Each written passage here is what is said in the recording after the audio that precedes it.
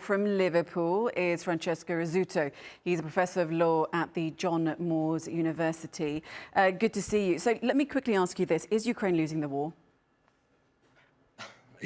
Well, it's certainly not winning it, and it's increasingly difficult for the Ukrainians to hold the line. The Russians are clearly piling in as many munitions as men to try and gain the whole of the Donetsk region, really. But the Russian approach is dual track.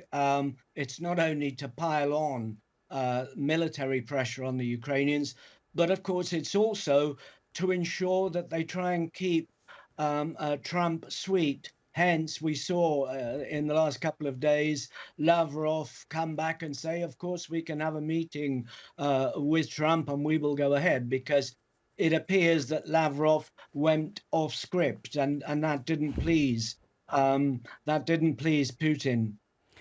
So where for you then is public opinion in Ukraine when it comes to the war, given that they're losing ground more and more to Russia now?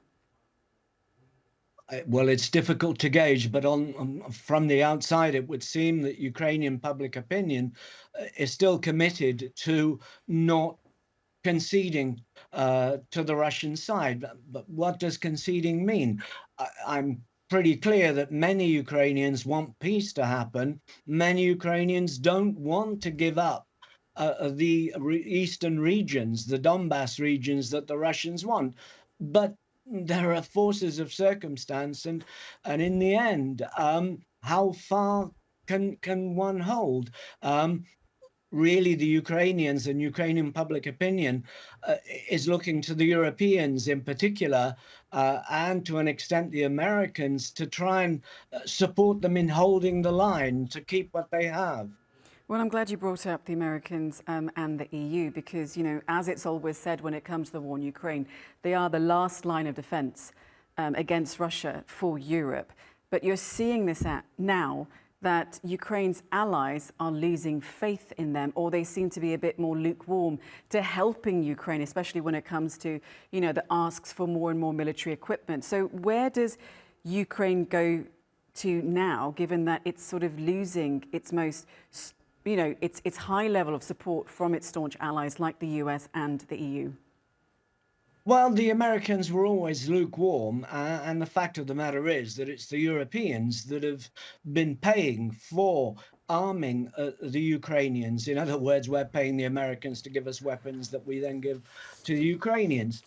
Obviously, the Ukrainians want the means, and the financial means as well, to punish the Russians, to hit the Russians seriously behind their lines.